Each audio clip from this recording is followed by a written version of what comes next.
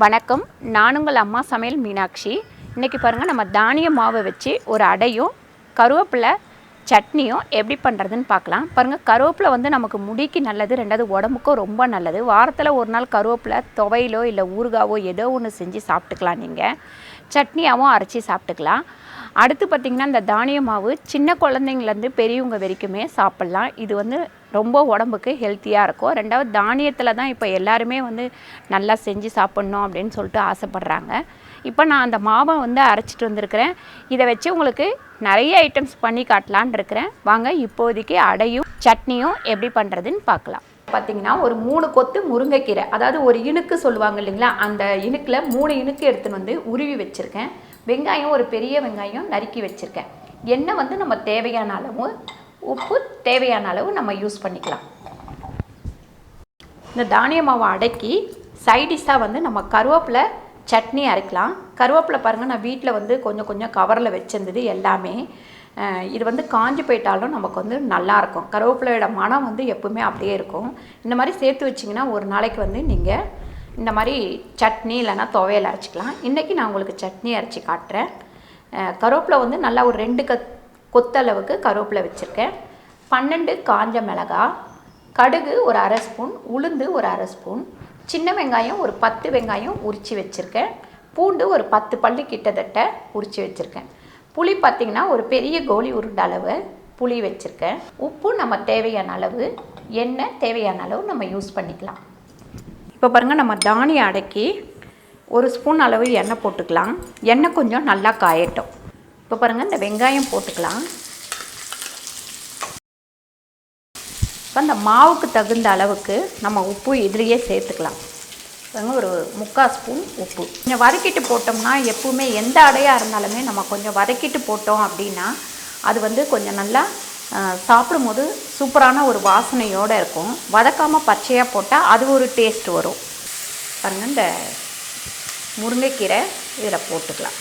சின்னதாக ஒரு செடி வச்சுருக்கேன். முருங்கைக்கீரை விதை போட்டு வளர்ந்துருக்கு. நான் நம்ம வீட்டில் இருந்த முருங்கைக்கீரையிலேருந்து பறித்த முருங்கைக்கீரை தான் இது. ஒரு 2 தொட்டியில் 2 செடி இப்படி வச்சிங்கன்னா இந்த மாதிரி ஒரு சின்ன சின்ன விஷயத்துக்கு நம்ம வீட்டிலேருந்தே பறிச்சிக்கலாம். பாருங்கள், இப்போ அடுப்பை கம்மியாக வச்சுட்டு பாருங்கள், இந்த மாவில் நம்ம எடுத்து போட்டுக்கலாம். பாருங்கள், மாவில் போட்டாச்சு. இப்போ நான் ஏற்கனவே இதில் உப்பு போட்டிருக்கேன். இதை வந்து நம்ம பிணைஞ்சி எடுத்துக்கலாம். அதுக்கு முன்னாடி நம்ம சட்னிக்கு வதக்கிடலாம். பாருங்கள், ஒரு 1/2 ஸ்பூன் அளவு எண்ணெய் போட்டிருக்கேன். எண்ணெய் கொஞ்சம் நல்லா காயட்டும். இப்போ பாருங்கள், இந்த உரித்து வச்சுருக்க வெங்காயம், சின்ன வெங்காயத்தை போட்டுக்கிறேன். அடுத்து பார்த்திங்கன்னா இந்த பூண்டு, அதுக்கடுத்து காஞ்ச மிளகாய். நல்லா இந்த வெங்காயமும் காஞ்ச மிளகாவும் கொஞ்சம் கலர் வரட்டும். இப்போ நம்ம இந்த புளி போட்டுக்கலாம். அடுத்து இந்த கருவேப்பிலை போட்டுடலாம்.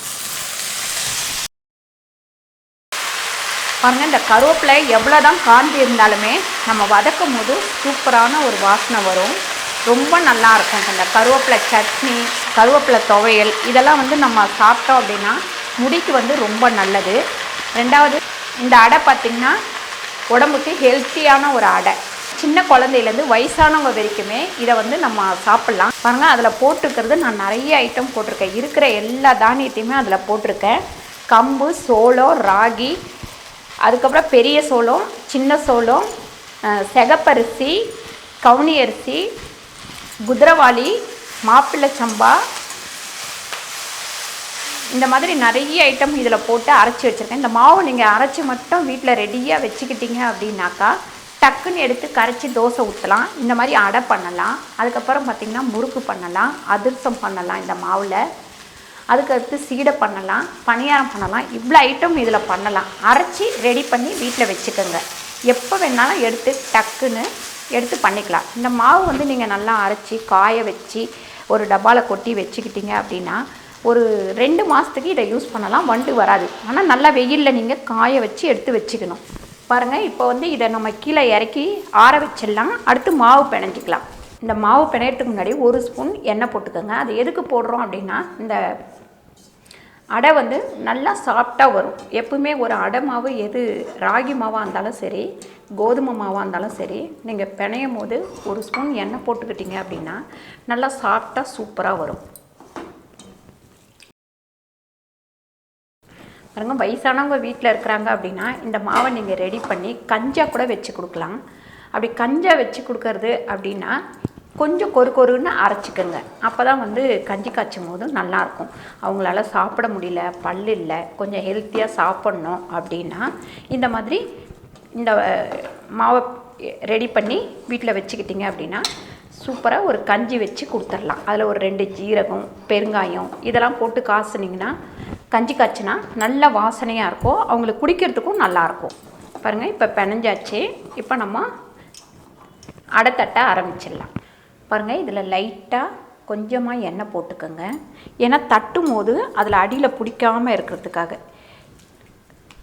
இந்த மாதிரி ஒரு இப்படி பெரிய உருண்டையாக உங்களுக்கு எவ்வளோ பெரிய அடை வேணுமோ அதுக்கேற்ற மாதிரி இந்த உருண்டையை வந்து எடுத்துக்கோங்க மாவை. இப்போ பாருங்கள், இப்படி இது பண்ணுங்க. கையில் இப்படி ஒட்டுச்சு அப்படின்னா பக்கத்தில் தண்ணி வச்சுக்கோங்க. தண்ணியில் கையை நனைச்சிட்டு அதுக்கப்புறம் நீங்கள் தட்டினீங்க அப்படின்னா அது அழகாக வரும். உங்களால் எந்த அளவுக்கு மெலிசாக வேணுமோ அந்த அளவுக்கு மெலிசாக இப்படி கையை நனைச்சி தட்டினீங்கன்னா சூப்பராக வரும்.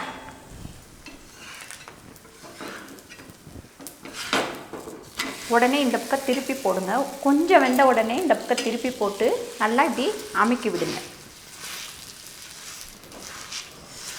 கொஞ்சம் இந்த மாவு உடைய தான் செய்யும், ரொம்ப முழுசாக வராது. அந்த மாதிரி உடஞ்சிது அப்படின்னா 1 ஸ்பூனோ 2 ஸ்பூனோ கோதுமை மாவு கலந்துக்கோங்க. 2 பக்கமும் திருப்பி போட்டதுக்கப்புறம் இப்போ நம்ம எண்ணெய் ஊற்றலாம். இப்போ இதில் எல்லா விதமான சத்துமே இருக்குது.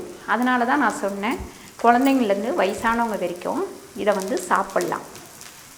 காலையில் பிரேக்ஃபாஸ்ட்டுக்கு இதை டிஃபனாக வச்சுக்கலாம். நீங்கள் நல்லா 2 பக்கமும் இந்த மாதிரி திருப்பி போட்டு எடுத்துக்கிட்டே இருங்க.